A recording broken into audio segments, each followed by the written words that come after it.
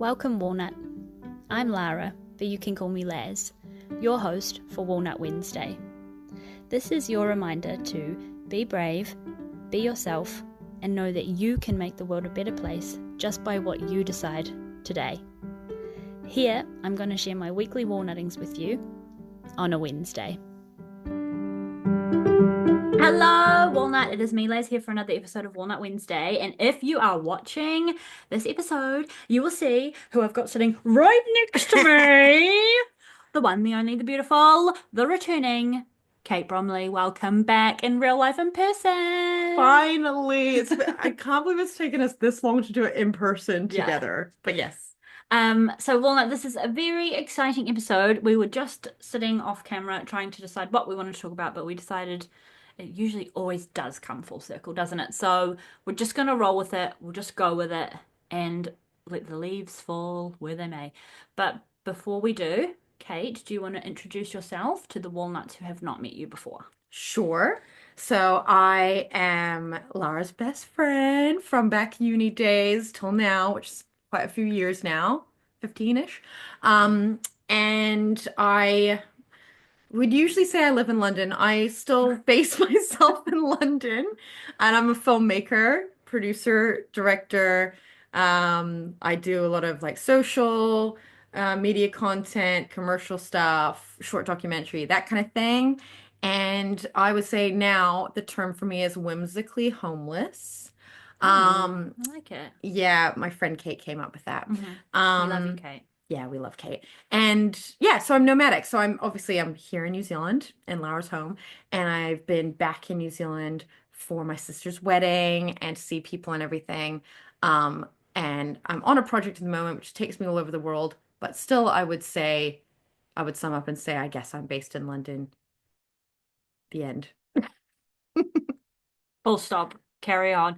Awesome. Thank you. Thank you very much. I actually have never heard you call yourself like no, full nomadic before. Like, so you've leaned into this totally. I mean, I feel like it was more the need for people to understand things. Yeah. So like, and that's why I say it came from my friend because she'll be explaining to people like, oh yeah, I've got this friend staying for a while, and they're like, oh right. So like then she's from like going back to New Zealand, she's visiting. Like, no, she's not just visiting. Oh, well then is she just staying for a few days? Well, yes, but like she doesn't actually have like I don't have a home. I Yeah. don't. Yeah. And Yeah. so she actually said I mean, technically she's nomadic, rah, rah, but like technically on paper, I am homeless. Mm. And she said whimsically, and I thought that was very apt for me of Yeah. like it's not like play the violin in the rain vibes. It is sort of like what it sounds like. Yeah. Yeah. It doesn't feel whimsical all the time. So I'd say I do feel like nomadic personally. Yeah. Yeah. Oh no. Okay. Okay. Now I have like questions, but I'll go down a rabbit hole. So Walnut, this time around, so what usually happens when Kate and I catch up, and it's usually every 2 years, but then COVID kind of made it a bit longer, but it's give or take, we have been in each other's like end of the world and swapped every so often, although it hasn't really been that even, but normally you come here. But every 2-ish years, and we will have a catch up and we will have a trip. But this year, obviously, if you've stuck around, things have been a little bit different because I had a condition and I had a vampire and I popped a baby out of my vagina, and so my life has dramatically changed, and it's not as easy for me to do a little getaway for us. So the little getaway was Kate's just going to come stay at my house for a few nights. And on my end, it's more of a novelty to have a bedroom. A bed, a bed and not a couch. So I'm like actually not having to be like random hotels or like sleeping on couches. I don't know. I'm always on the move anyway. So it's like, yeah, let's have a base.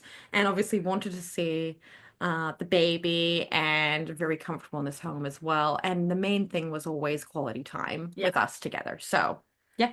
And it's been really interesting, Walnut, to try and like plan things, right? Because both Kate and I, as you know, if you've listened to prior episodes, we're both very like organized, list makers, things like that. And I've had to really lean into this season of life where I just can't predict or be organized. I can have a rough guesstimate of like how I want things to look, but it always changes all the time.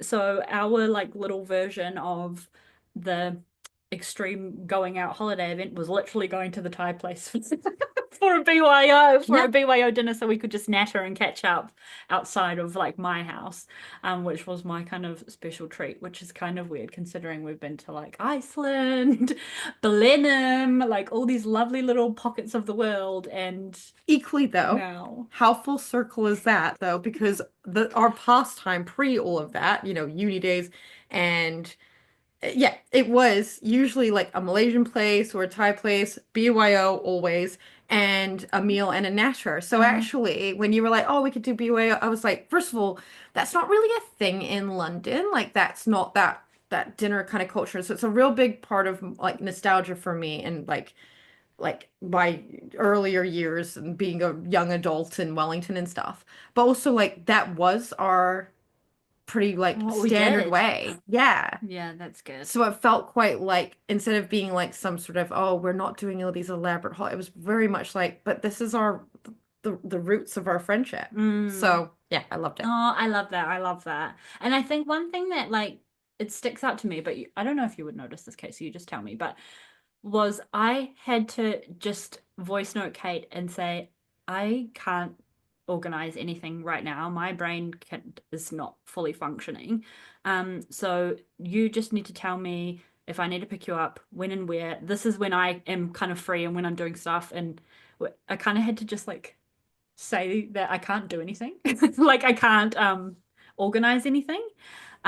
Which I think that was a really big communication step for me rather than trying to compensate and stuff. I think I've really just leaned into the fact that this is how I am right now and that's okay. And um I think what we've been talking about when we were nattering at the Thai place Walnut is there has been a little bit of what we've been noticing communication musings of the Mm. people with people around us and or with each other. I noticed that I had to talk like that just and it felt really weird and uncomfortable. But do you want to talk a little bit about what you've noticed since coming back? And I know we've talked about it on episodes before where it is hard to like liaise and see all the people and do all the things and be scattered around and try and like really utilize your time. But I think in all aspects of our lives, we've both been kind of confronted with conversations that we don't necessarily like, oh, what am I trying to say?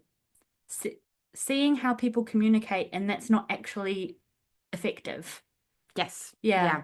I think I think this is something Kate told me actually, is that people usually stress in like relationships or different things about like communication, communication.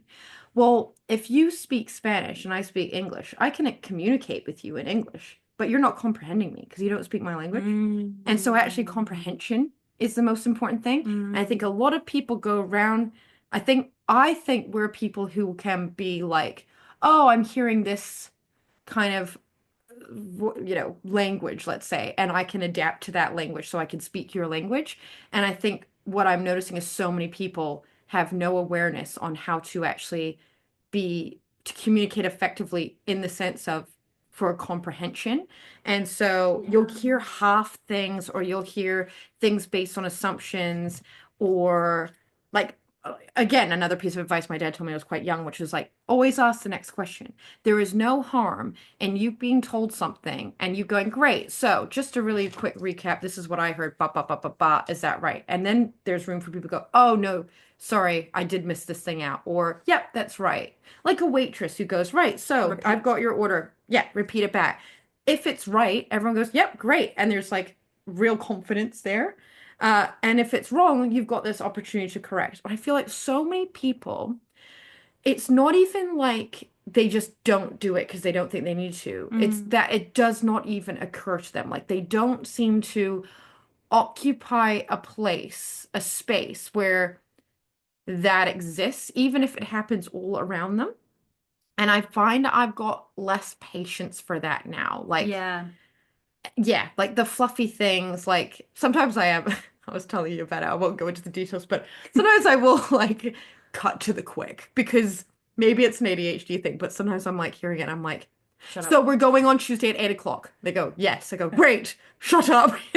That's it. That's the information I need. Yeah. And other times it's like you are talking but giving me nothing. Like, Yeah. or I'm not sure, or I've been speaking and you're kind of looking vacant or already thinking about something else to talk about. I'm like, did that thing that I said go in? Like, yeah, there's so many communication things that can't that like the lens shift, right? Yeah.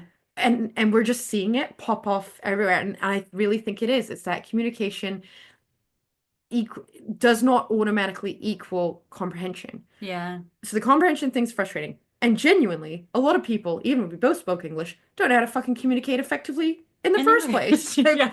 And it's just like, how have you gotten by? And usually it's because of people like us who sort of will Cater. supplement. Yeah, Supplement. I think it is. It's like I will then, when people will speak for the person, like, someone will look at you and you go, so what they mean is this. And they're, oh, okay, great, great. Yeah. And you're like, they don't clue into that's what you've just done though. Like, Yeah, I like don't you've just know. over time conditionally adopted this role of translator, Mm, of like making it easier for everyone, but in that same breath have been working the hardest yeah. to communicate or to get for everyone in the room to get understanding. And it's kind of like linked to the people pleaser like way of being in some ways as well. But I've just noticed it is in every conversation we can car park that a lot of it is like with to do with gender too, where I've noticed it really, really big time. But it is in most conversations that I've had to have. And I'm with you as well, Kate, where I have had to like cut to the chase. Or like even when I voice noted you and was like, I can't pick you. I can't organize anything. You just tell me what you want, you Yeah. know? And that was like it's almost my like, I am tired of not necessarily you, but I am tired of having to read between the lines or listen between the lines and do the active work. Maybe because I have always just been actively working harder in a conversation. But that's it. So you could communicate to someone like me, which is, can you give me something to respond to versus me having the mental energy of like creating a plan from scratch, for example, right? Yeah. And I was like, I'm already in planning, so it's reasonable for me to then go, yes, how do these dates work? And you can respond to that. And a lot of people prefer that as well to say a blank slate is actually editing or responding to things. And I feel that sometimes when I have that opportunity, I'll ask for that too. But Mm. no, I think it's yeah, that communicate. Here's a great example. You get this all the time with everyone under the sun, like all sorts of different people, is you'll try to be really organized and like say you'll write down a whole thing on a group chat or whatever. And then someone comes back and goes, "Oh yeah, great. So where and when?" And you're like, "That's just in the freaking message I just sent." Like, and Scroll. it's that thing of going, I'm so honed in on myself that number one, I've not even bothered to read the message that's for everyone. I want you to send it to me because that's what I want. And so it's dismissive of the energy you put into trying to communicate well with everyone in mind. And then you up the ante to going like, and then I only care about my questions. And yeah, I get it with work, I get it with like social things. And like so often now I'll be like, it's on the group chat. Um, and then, oh yeah, yeah, sorry, I didn't see it or whatever. And it's just like, I can't be bothered doing that anymore. It's like, Mm.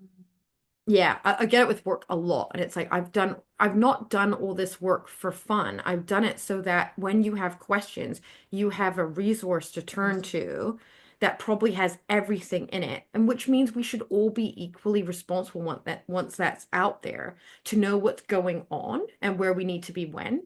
And instead it's going, oh, that means there's an indicator that that person has all the mental load on what's going on. So instead of reading their work, that's just evidence to say, well, they know what's going on. So now when I have any other little tiny question, instead of looking at a resource, that human being is my resource.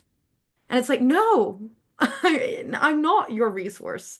I've done my part. Do yours. Like, Mm. why do I have to carry everyone else's mental load? Whether Yeah. it's friendship groups, whether it's work, whether it's like, probably parenting, whatever. Like, lots of things like holding someone else's responsibilities in your brain is really draining. Well, it's like you're burdened for Competence. competence. You're burdened for, Yes. that's exactly what I was going to say. You're burdened for applying competence, Yes.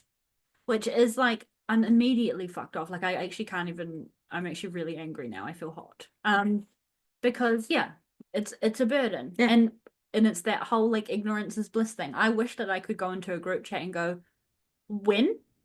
Like, and but and not have like scrolled up or not have like copied and pasted the bank account and worked out the math and done like I wish I could do that. But even that is like, I don't even wish that I could be the person going, so when and where. I would love to just be able to scroll and see someone else has done that message because I would appreciate that because I Mm, know work goes into that and there's the group thing and I'll pin it or I'll screen grab it or whatever because it's like I will do my part and I'll be so appreciative that that's all my part is that I wouldn't even have the audacity because I consider it audacity yeah, to then go, oh, that person, whatever, is obviously taking the reins. So now what I get to do is burden them more because they clearly know what's up. It's like, so now what I can do is be appreciative that they're doing it and do the very bare minimum, which is scroll scroll. and then look. And then if I can't see it, fine, ask Yeah, the question. yeah, But like chances are it's there. yeah. Yeah. Yep, yep, yep. And we were actually talking about this before Walnut in a slightly different context where Kate and I watched a movie last night and we liked it so much we started it again because we're nerds. But we were just talking about that this morning where we looked at reviews of this movie because we were being even more nerds and looking at trivia, etc. And how people were unhappy with the movie because all of the information was not spoon fed. It was like a thriller movie where you had to like guess who or what was going on, sort of thing. And because people were not spoon fed the things. And I was saying that in this day and age, we live in the world of TikTok, of fast information, of I'll just Google it. And everyone has become lazy. I don't know, or like, but when I say these, when we have these conversations, I'm like, am I coming off like this absolute like up myself, you know, superior person? Because like surely we're not the only ones. And like, what is this? We're definitely not the only ones, but I think what it stems down to is in the past, maybe not. If people didn't get something, maybe they'd be like embarrassed of that and lie. And now it's like actually so bold-faced that you would critique something for not being dumb. Yeah. Like genuinely being like, well, the thing is, this film made me like have to think and concentrate. So that's a weak point. And it's like, we're actually proud, not we, but people seem proud or completely oblivious to the fact that you're revealing something about yourself, which is that you do not want to think, which in the past would be something maybe people would be like, embarrassed of or like Mm, not want to broadcast. And mm, now there's almost that point of pride in it. And I find that just genuinely like an ick anyway. yeah. I just find it's like kind of like how some people would pretend to be dumb at school for like attention or for whatever. I'm like, it's not cute and it's not good for the world. It's not Yeah. good for the world pretending to be dumb. Um, and second, like I've at least unlearned being quiet about enjoying like nerdy stuff or being like passionate about stuff or like liking to think or riddles or whatever, like doing crosswords with my friends. I would probably never have even dared to mention I like a crossword for fear of like, are you a nerd? Are you an old person? Are you this? And now I'm like, I live proudly out loud. And I feel like I guess that's almost contradictory to them. But it's like, well, I'm not complaining about anything Yeah. by living out loud. Whereas their living out loud is going, no, things shouldn't be hard or confusing or use the brain because then it's bad. And it's like, don't condemn it. There's enough dumb shit out there to watch. Like, there's enough stuff that's one-dimensional, formulaic, easy to watch. Go watch that. But I really hate shitting or yucking someone else's yum. I really hate that. Yeah. Yeah. Like, I don't think dumb movies shouldn't exist. I enjoy switching my brain off sometimes. So I can like both things or appreciate not everyone likes the same thing. I really hate when things are shit on because it's not specifically catered to them.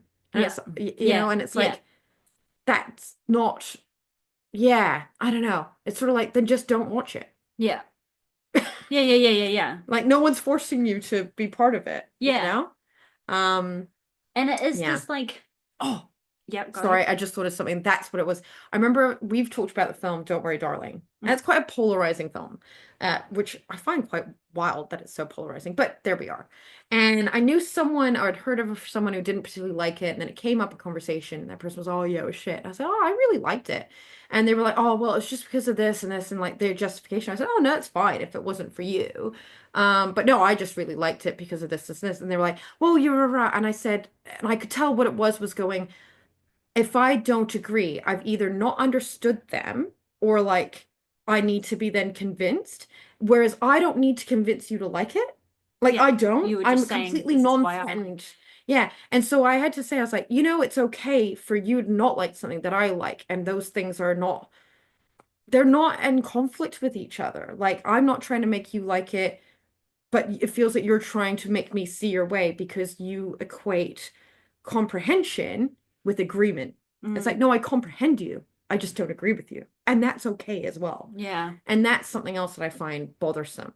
I feel like things are getting whittled down to its most base level to like please everyone. And it's actually not. It's just pleasing people that can't. Oh, he's fine. that It's just can't. Kevin choking a walnut. It's just ending up pleasing people who complain the loudest, and I resent that because I'm like, just can people have their own thing and that be okay? Like, Yeah. yeah, it's bothering me. And I like what you just said then. It actually is reminding me, and it's kind of like going diverging off in a different tangent, but the what we also talked about this morning, which was weaponized incompetence. It's like, what did you just say about the making things dumb? What did you just say? It's gone. Like it's appealing to the lowest. Not that sounds really bad, but it's like trying to cater to yeah, if no, I don't know what I was saying. Okay, that's fine. But it Yeah, was like the weaponized incompetence thing where it's just everyone wants things put out on a plate, spoon fed. spoon fed on a silver platter, but they're doing it in a way that is just like you said, the basic, not the lowest level, but just like it's a cop out. And it's dismissive of the fact that other people do it without all those bells and whistles and simplicities, because someone else is actually doing the labor to make it simple anyway. Yeah. So it's that dismissal of this unseen work or like unrecognized work in order to make things nice and simple. When it's like, but then that defeats the But it's purpose of not doing simple the for you. task, Yeah. It's like if it was easy, like yeah, if it was easy, then it wouldn't be like a chore Yeah. or it wouldn't be, no one likes doing these things, Yeah. and Yeah. it's sort of like, but certain people just get on with it and don't complain as much and don't like maybe ask for as much help. And other people do that, like you say, oh, that was it, the loudest voice kind of thing, Yes, yes, yes, right? that's And it. so they'll Who can complain the complain, and loudest? then Yeah. and then it's like, so it's simplified for them, or it's like, oh, well, just let me do it. And it's twofold. Number one, then they don't have to do the thing. But two, I think there's almost this assumption of if other people aren't complaining, then it's obviously not hard for them, rather than taking that step further in the mental analysis of going, wow, some people just suck it up, even though, in my experience, this is a really yucky, boring, annoying thing to have to do. And just because they're not saying it out loud doesn't mean that's not also their experience. It just means that they don't make that someone else's problem. Yeah, and And I think complain that loudly. doesn't ever go that deep. I think the thought is going, well, it's obviously I've gotten that classic thing. Well, I just would be easier if you did it. You do it And I better. went, well, it's easier for you because then you don't have to do it. But me not having to do it at all would be much easier for me. Yeah. Like easier for whom? Yeah. Certainly not for me. Easier for whom? Yeah, Yeah. for sure. And that bothers me because it's like, yes, I do it better, but so what? Yeah. Unless I'm complaining about, I think where you lose it is if you complain about other people not doing it just right. I'm like, no, do it to half like not my standard. I can't have that expectation. That's reasonable for me to have to like let go of. I'd rather you do it somewhat some kind of a way and me not have to do it than yeah, than having to like babysit and Listen to oversee you and do it. help and make sure you do it to my standard. Like that's where I think I'd, as a perfectionist, have to let go a Yeah. bit, you know? Yeah. And this topic comes up a lot in Kate and I's topics about um men and women and like gender dynamics. Um and it's reminded me of another movie we watched, which we have picked to pieces, which is called Night Bitch, which is like such a good movie. I cried so much. I watched it for the second time, so Kate could watch it for the first time, and I cried lots. Um, but there is that sort of thing of, oh, I just always think of that scene with the milk in the Yeah. shower, and I can't be bothered going all the way into it, Walnut, but just do watch it, and especially if you have had kids watch it. But it is that laziness that we he didn't really use weaponized incompetence, but just that like, oh, here's the thing, No, it's the knee jerk, which is and she that's fixes it. someone else's problem, and me bringing it to your attention is me doing my job versus just fixing the problem yourself. And like sometimes people will fix the problem themselves and then expect this big pat on the back. And it's like, it's just such a denial of all the other work that often women, but let's just say the other person in that Yeah, scenario tends to do completely unnoticed, unthanked, unrecognized. And then there's this, it's only recognized if it's not done because, well, you should have done it, or if it's done by the other person because it's like, look at me, I did a thing. And it's like, great, yeah, and there's just, I think it is that inequality and all that, and like inequity. It's like that invisible that invisible work that's just taken for granted really really bothers me yeah, and to a real core level. um and even in my job sometimes I find that as the producer, like I've literally been called mum more than once yeah, jokingly on a shoot, and I thought, well, first of all, if I was a guy doing my role, obviously they wouldn't say the same thing, but because I'm a woman in my role and I tend to organize people and I tend to, be sorting food and accommodation and things like that, there's like this joking mum thing. But actually then what happens is it means that mum thing of now I don't have to think about anything because mum's thinking about it all. yeah, First of all, not cool to do to mums. yeah, Second, really not cool to do to someone who isn't your mother when you're a grown-ass person in a professional environment. Um, yeah, I really want to tell a story, but I probably won't right yeah, now. yeah, But all I'll say is, I got to the point of being like, I'm very aware of your feelings of this subpar thing. And between the lines was like, and I don't give a fuck. yeah, Like, I am not whoever you think I am right now with your complaints. You've got another thing coming. And I hate having to also get to that point of kind of almost combative just to be like, yeah, like possibly respected, or ultimately, well, feared would be better than nothing. And I don't like that. I resent that I have to do that as well, where it's like I can't just be respected because I'm a human being. Like yeah. I have to be, I have to insist upon it, or I have to like, yeah, I don't This know. is the thing, and when you were talking, I was thinking, yeah, just this resentment builds, right? And then because you have they're not explosive, but these big kind of experiences. Then when you get to the point of when you're the in the group chat, it makes the group chat you get resentful of the group chat. You get resentful of the friends. You get Yeah. resentful of the other smaller bits where it is prominent. Is that the right word? In Yeah. every pocket of your life. And yeah, so I'm actually just sitting here trying to be like, how the hell are we gonna come out of this one? I mean, we've talked about this. Like, I definitely, for me specifically, I'm people, if you don't know how you process or you've not taken note of that, take note. I am unsurprisingly external processor. And I used to think like, oh, people going off quietly to think about things, first of all, would just give me anxiety. But there are people that are internal processors and they need that time and space. But the reason it made me anxious is because I needed to talk it out with them because that's how I process. By taking ownership of knowing how I do that, I now have learned to have safe people, usually completely separate from any of that. Like, say, if it's a work thing, venting to Laura in a voice note, being like, voice note incoming about the silly work thing, because I can then process, because I've said it out loud, it's out of my brain, and then regulate, which I think is the really important Yeah, thing. yeah, yeah. And I think, particularly, like you say, when you feel like these things are prevalent and you're already heightened because you're stressed about say, a day out with the family, or you were with a group of friends and you had to like lead the whole time, or a work thing, whatever. You're already heightened, then one more thing happens and it's like, Yeah. I think and it helps when it's not in person. It really helps if it's message or email or something like that, because there's a distance there. But I think that's what I've realized is like I actually have to like voice my annoyance often knowing I'm being a little irrational.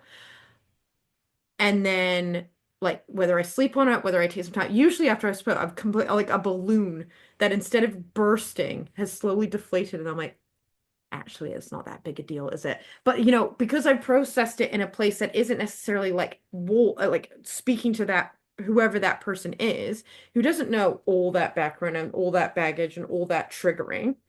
By the time I am regulated and I can return to that thing, either A, it's not that deep, or B, I can actually come to it in a much more level way. Mm. Internal processor, I guess, is sort of like, yeah, take the time to think about it. I don't know how that works. Good for you guys.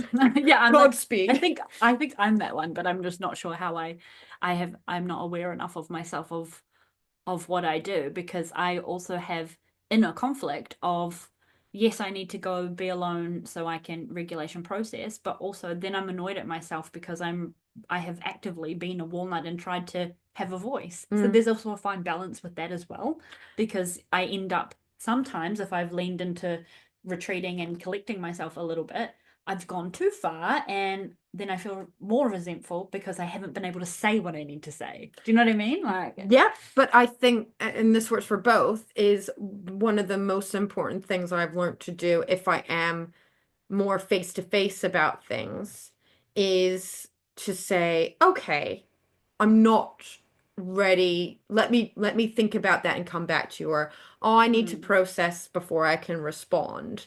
Because one, that keeps me in check, and apart from just reacting, because usually that's just heightened emotional thing and you can't be as articulate as you want because you haven't even figured out what you want. yeah, But two, it doesn't mean that it goes off into the ether like never no noted. It's sort of like I will respond. But I'm also saying what I need right now to get to a point where I can respond, which is often I need to think about that, or I need a bit of time, or whatever.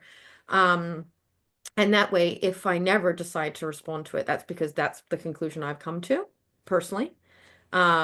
Or if by the time like, so I know this was a couple days ago, maybe you don't remember, but I was just thinking about it and I wanted to respond now that everything's like cool or neutral or whatever. But yeah, kind of giving yourself that like thing of going, it's not a missed opportunity.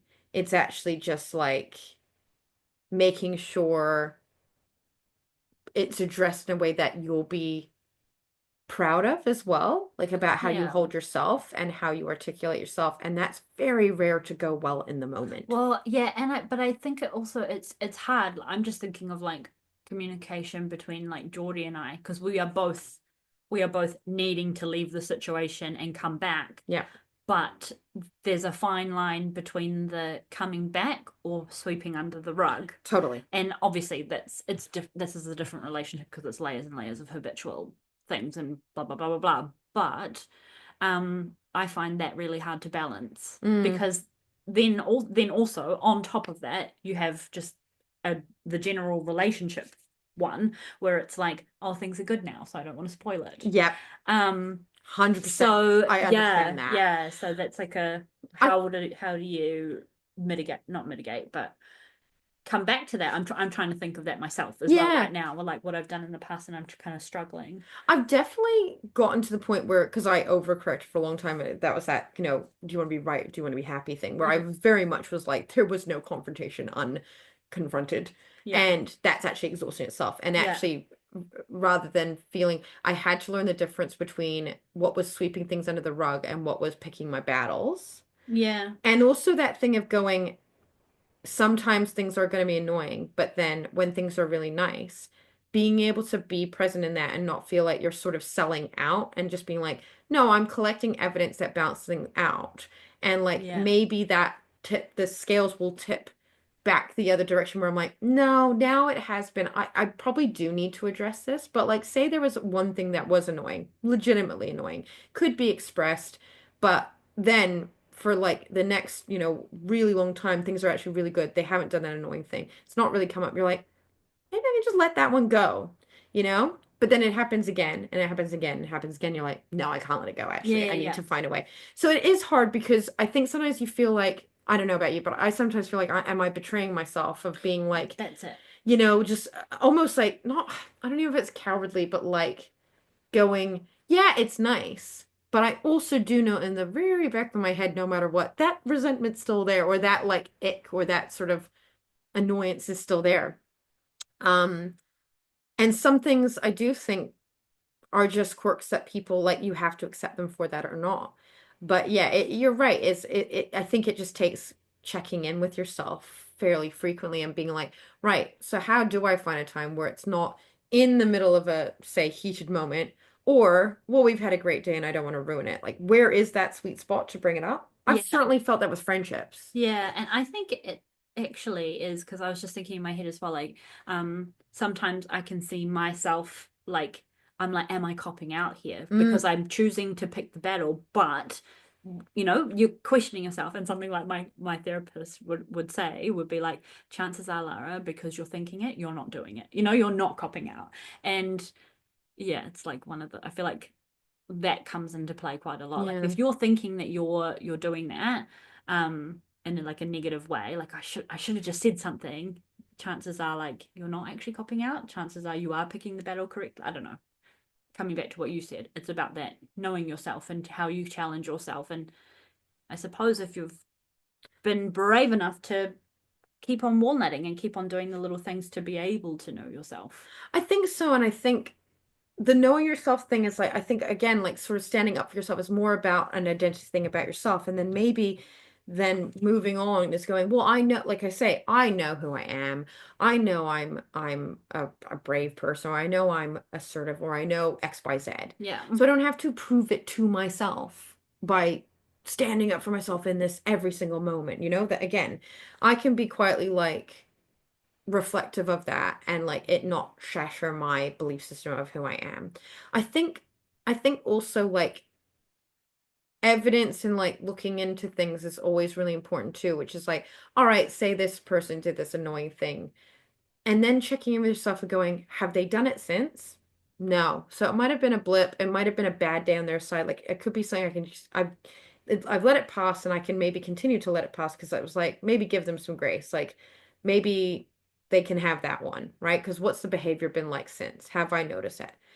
If it's going to be a problem, it's going to happen more than once. I Mm. think that's the thing is going and not looking for negative evidence, not looking for positive evidence, but checking in and being like, well, I haven't wanted to bring it up. Why is that? Is it because they are actually such a difficult person? I think I will lose this person in my life if I dare to say anything. No, no, I don't think it's that. Is it because I'm actually having a really nice time with them and that was maybe an out of character moment or whatever? Yeah. So am I betraying myself by not bringing that one thing up that annoyed me 2 weeks ago? No. And Hmm. it's hard because I think it takes frequent checking in. I really do. I can tell that I'm in like a particular season of my life because I'm like immediately thinking of things and getting annoyed.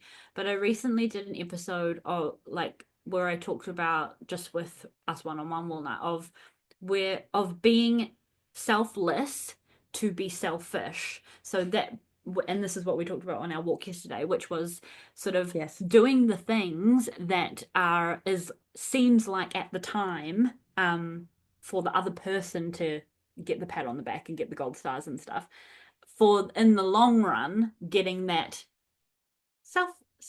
selfishness, getting what you want, or but me thinking of that, I'm like, but I don't want to be doing the work anymore. Like, I don't, why do I still have to be the one coming up with the plan? I just don't want to. And like that self checking in, my self check goes, I'm annoyed about it. I think I think though, what would happen if you just didn't? Yeah, then I wonder if I would just be still annoyed.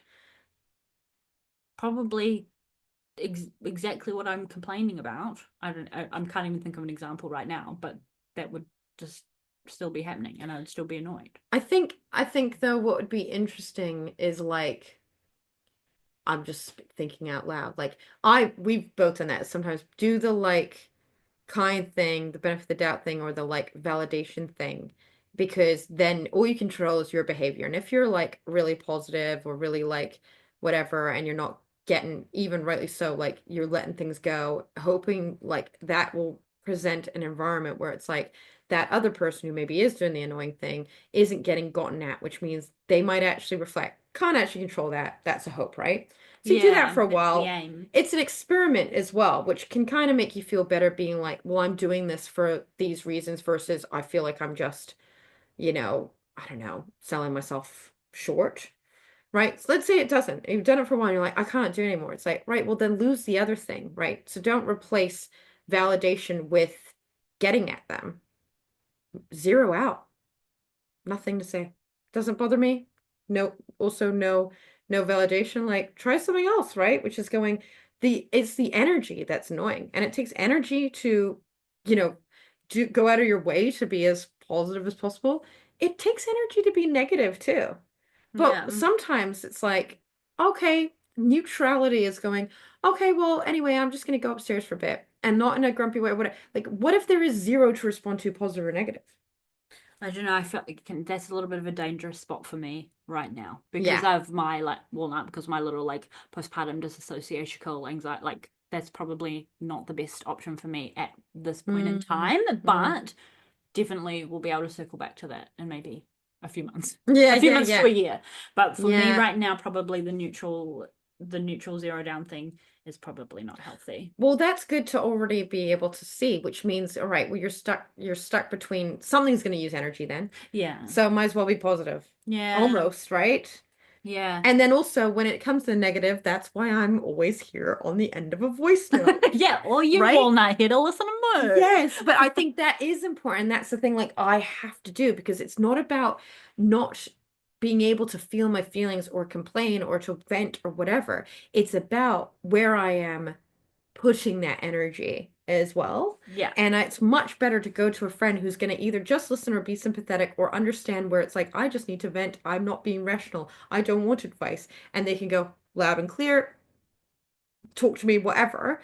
And you are expelling that from your body in a way that isn't going to then necessarily come back with a whole bunch of stuff, which is either a confrontation or a upset or whatever. And so it means like you're getting out, which almost like can then purge you of that thing so you can then go, okay. And so now I'm going to Mm. be as positive as I possibly can be. I mean, that was the other thing I remember with certain relationships where I really did, they were hard and they were full of really long historical patterns of stuff. And I remember not having the energy and really retreating for a while, Yeah. which, I did do. And then being like, I have to, if I'm going to go into this and we both want to like come back together and be better, I need to find and concentrate on anything I can possibly agree with. Even if I was like, that was my idea in the first place. Doesn't matter. Because if they're saying it too, I can agree with that thing. And being as agreeable, that was not betraying anything, but as agreeable as I possibly can with the things I can agree with and concentrating on those things. And it was like, it worked. Mm. It worked. It was a little uncomfortable because I did feel like, am I betraying myself? Because Am you want to I, fight back. You want to fight for yourself. yeah, and Yeah. you're going like, am I being passive? Or like there's a lot of fear of that when you have been in the past, or for me, my identity is quite wrapped up in justice and like being Yeah, me too. correct and that kind of thing. And what I realized was is if I'm not saying agreeing with things I don't agree with though. I Yeah. just don't, I just go, ignore those parts. Like not, I can't even say ignore. What I do is I Just refocus energy. focus. Someone will say something, go, Give it yeah, in. anyway, that thing you were saying before, absolutely agree. And it's just like, actually, that's my way of controlling where I'm comfortable because if I don't want to have the disagreement and I don't want to betray myself by lying and saying I'm agreeing, then refocus to something I can agree on. Mm. And it's quite hard to do. Um, but it does work. It does work. Mm. Yeah, it does work. Yeah, definitely. still trying to just figure out those things. But I It's hard. definitely, yeah, yeah, yeah. And I really like the advice point of making sure the energy is expelled in some way or another. Like I have, Yeah. as of late, said thank you to multiple people on multiple different occasions for just the space held. Hmm. Rather than being like, sorry, I just need a bit, actually being like, thank you, I just needed to vent, Yeah. and watching my wording there as well. So it's like I'm not making myself be small or wrong. I'm still acknowledging like I was venting, but I'm not apologizing for it. How many times do we used to do that too? I'd be like, oh my gosh, I'm at 8 minutes. I'm so sorry. I don't know how to ramble this long. And now I'd be Right? like, now I'm like, oh my gosh, I'm at 8 minutes. Thank you so much for Yeah. holding this space, And because I'm like, also, we've got the evidence between ourselves now, which takes time too. That, tr like we always said trust, but that real trust of being like, you're not humoring me. We genuinely are like, please do use that. And I hold that space for you just as you hold it for me. So please do not feel like you need to apologize because that would mean you're assuming I wouldn't that I'm bothered by that, which is Mm, incorrect, mm, you know? mm-hmm. And so now it's almost like I'll more likely apologize like, no, sorry, I'm not apologizing. Sorry. Oh no. Because I know who you are and I know and you know who I am, which means we don't need to apologize for that thing because it's actually an open invitation and encouraged because that is, especially with distance, there's so little we can do, to be together and whatever. So one of the things that I really hold and that's very important with my relationship with you is knowing that it does not matter how long you want to talk or what you want to talk about, or whether it's a ramble, whether it's stream of consciousness, is like, I will never be like, I don't have the space for Yeah. that. I will always have, because, Yeah. and you will always have. Yeah. And because it's voice note, it's not going, and I'm interrupting your life to concentrate on me right now. It's like, you'll get to when you get to it. Yeah. For the most part, I feel better just sending it, Yeah. not even getting a response. It's like, it literally is purging. Yeah, yeah, yeah. And that's actually the beauty of the voice note too, eh? I agree. In some like weird way. I think we've kind of nailed it too, because a lot of people don't really like doing them. And that's fine. I find there's a lot of like women that quite like it. Or again, God bless Kate. She doesn't always do a lot of voice notes, but she'll listen to mine and she'll respond to a message like Yeah, as she's I do that listening. too. Yeah. Yeah, you do that sometimes too. And like so I know that even if that's not what she needs as an outlet, although I have gotten some real good ones while I've been in New Zealand. Thank you, Kate. Um, I but wasn't like listening. Nah, yeah, yeah, I yeah. truly wasn't. But yeah, no, it's like that thing of it's still received and it's still fine. And it's again, it's not like burdening someone because I don't want to be a burden. And and that doesn't mean I can't take up space. That's about knowing I'm in a safe place where taking up space is an okay thing and will never be held against me.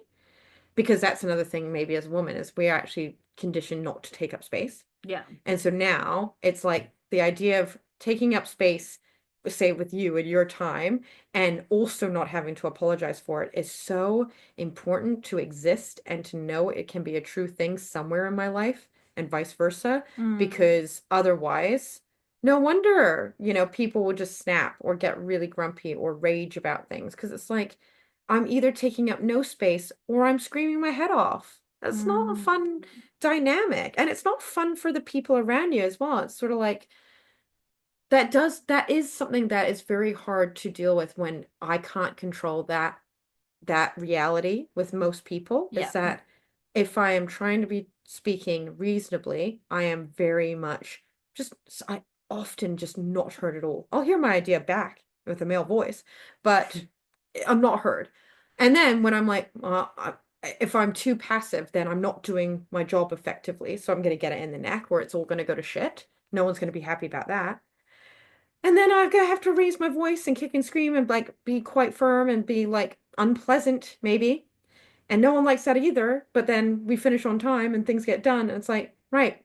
So tell me how I can win. Tell me how it's my disposition that's wrong, not the fact that people don't listen to me when I speak in a normal Volume. way. Mm, That is the problem, which yeah. is not my problem to solve. There's so much in that. Mm. There is so much in that. And to circle back to being burdened in communication, I think what we've kind of like established here is the gratitude for the spaces where you do get the microphone And how can, again, with that like split focus, where can where can we amplify that to not compensate, but to dim out or unfocus the times when we are not, there's something wrong with our voice in a room. I think it's proof as well. It's evidence. It's going, am I crazy? Like, am I just an angry person? Am I Yeah. being unreasonable? Am I doing Yeah. something You wrong? gaslight yourself. Yeah, am I doing something wrong? Because again, what would be so much easier is if it's something I could fix, because then I can fix it, right? Yeah. Rather than going, no, me having a voice in a room with certain people is deemed controlling because me having an opinion should not exist for them and they are threatened by that, Yeah. which is actually the definition of them being controlling. And then so I look for evidence, not just friendships, work, relate other relationships where we're at. And I'm like, I was on this shoot with these certain people and never had any of those issues. And weirdly enough, as well, it went really well. And wow, it also was really profitable. And oh, and the clients were really happy. What were the things here? I was like, huh. I mean, A I don't even voice. have to say it, but certain people collaborate, trust, listen better than others. And it's not as simple as what their body parts are. It is disposition, but there are patterns that I would say are more weighted in certain ways. But like, I reflect upon that. I was like, I need to remember that for evidence for the next project that I'm on, where I'm not being listened to and I think I'm crazy again or I'm doing something wrong, because it's actually usually not me. It is the epitome of going, someone is, it's me blaming myself for someone blocking their ears. Yeah. It's like For how, someone not listening. For, yeah, yeah. it's like, well, I haven't gotten through to them, that's on me. And it's like, but they are literally holding their fingers in their ears, and that's not my fault. Yeah. That is, but it becomes my problem. And I'm just Yeah. like, I don't want to talk to people with their fingers in their ears anymore. And if I'm forced to, I'm a little bit inclined now to, not that you can, but not be passive, not be aggressive, but sometimes being like, well, I've said it in a reasonable Choink. way, and if you're not going to take my advice, there are consequences. And not I will kick and scream, as in like we'll run out of time or whatever. And I'm actually now like not rescuing things as much. Yeah. That And I've must just feel decided less like, tiresome. yeah, I just thought I'm not thanked for it when I rescue it anyway. Yeah. And I've Yeah. spoken in a reasonable way. I've probably done two or three little nudges or this, that, and the other. Ultimately, the more I could do will not get me thanked and makes me feel bad about who I am. So no, I'm not doing that anymore. Hmm. And it's hard. It's hard to let go of that. And I think that, like, you know how I said like some of those aspects of doing the neutral, not do nothing thing. I think in some aspects definitely I can do this, and Walnut's listening will definitely be able to like resonate with it. But I'm even just thinking a task so small as when I mentioned to you yesterday how I've actually been trying really hard just not to do house labor. Yeah. Um, and being like, well, yeah, again, I don't really get thanked for it. And it's not that I'm needing gold medals or gold stars No. or anything, but it's just like I actually am trying really, really hard to just be present and hang out with my baby or whatever. Yeah. That I'm making it this big thing and Yeah. I can just not do it. And what would happen if I don't do it? Jordy will do it. I'll do it later. Yeah. Something, you know, and You'll do it together, yeah, yeah, yeah. whatever. Like that recognizing the things we can control is sometimes going, wow, I also burden myself Mm, because I'm so used to being burdened, and because I care. yeah, And it's not a bad thing, but it's also like going, I need to put this in perspective though. yeah, I think perspective um and deciding like, yeah, what, like a really key thing for me now is going, is this a today job or could this be a tomorrow job? Because yeah. Like oh, it's prioritizing in fine. different, yeah. Yeah, it's like maybe it'd be nice if I could get it all done, but also maybe that's not a reasonable thing, or maybe I'm just gonna be stressed and busy and overworked and like whatever. But like if it can wait till tomorrow, like will the world end?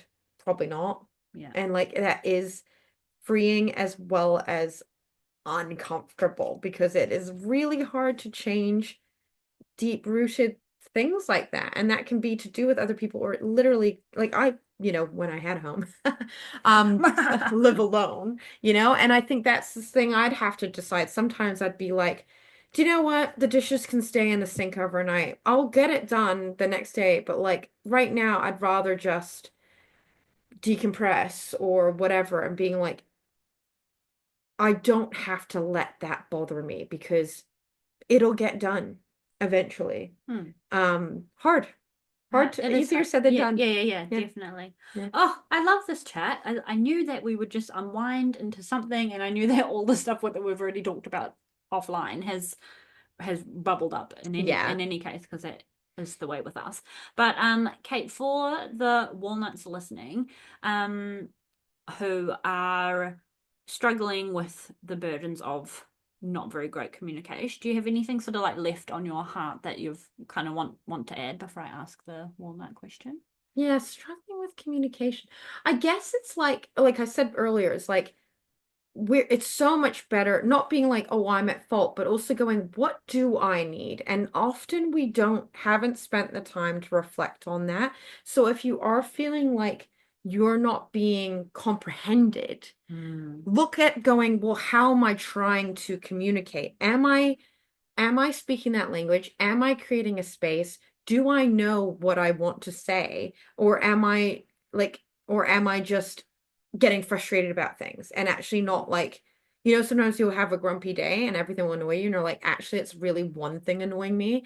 And because I'm not dealing with that, I'm now grumpy about everything. You know what I mean? Like, Yeah.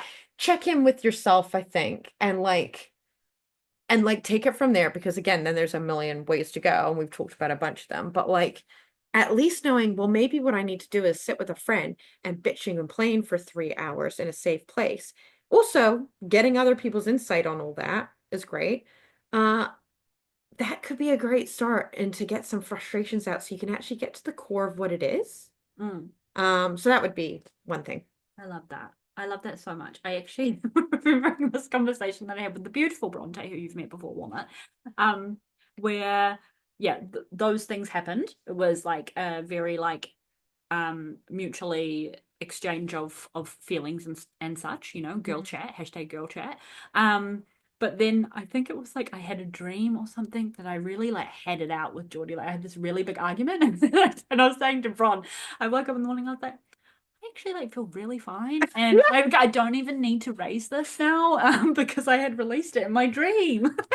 By the way, that's so interesting. I've definitely done that where I've been like, whoa, what am I holding against like this person? Because I was like strangling them in my dream. And then I'm like, oh, they're all right, I'm like, wow, my subconscious like wanted to murder them last night. Oh, now I feel warmer towards them. Strange. Yeah, it's funny, eh? Yeah. Like it just like like released the pent up frustration. But anyway, I digress. I just thought that was a really funny moment. But Kate, in relation to the topics at hand, what does being a walnut mean to you? Yeah, it's interesting to think about it in that. I mean, we have the classic as being a walnut means being brave, right? And so And so I think resentment and sweeping things under the rug, we do equate sometimes with cowardice. And Mm. so I think being brave is, even if it's just you alone, is take away the rug and look at the stuff and decide what are the battles I don't need to fight? When can I let things go and be happy? And what are things that maybe I'm harboring resentments for that not only are resentments against other people, but tend to be resentments we hold against ourselves for not being brave. It's the anti-walnut, right? And so it will lead into your peanut mentality if you're not being true to yourself, whether that's with a friend, a family member, a safe place, or sitting down with whoever that person is and having a conversation, whatever.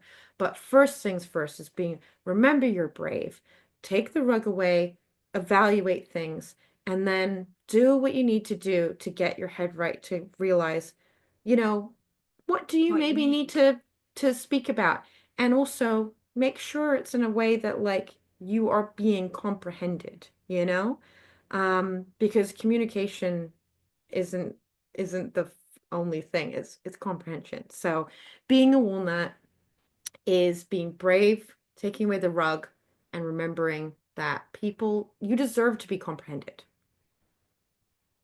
Delicious. I love it. I love it, Walnut. If you have anything to add, please flick me a message or jump into the walnut tree. If you enjoyed this episode, take a little screenshot.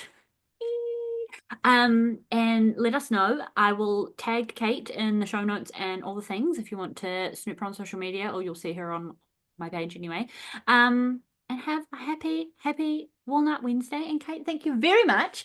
In person, we can go and Finally. like just chat some more now Yes. in real life, in the same room, in the same continent, in the same time zone, at the same time in the same year. Um, yeah, have a happy Walnut Wednesday, and I will talk to you next week. Bye. Bye.